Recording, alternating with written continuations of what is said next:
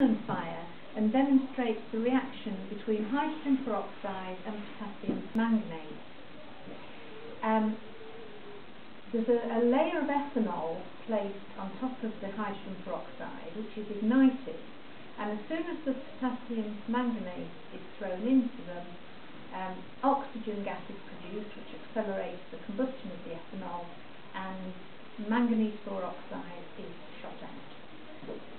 It's important to protect the bench because it is quite messy.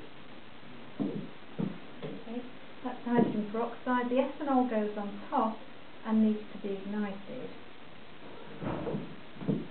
It can be quite hard to see the flame, but if you're not sure if it's ignited, you can just wave your hand over the top and you can feel the heat.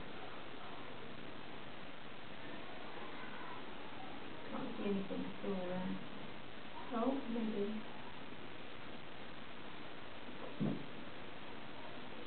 Yes, that's hot as well. So then you just shoot in the smell.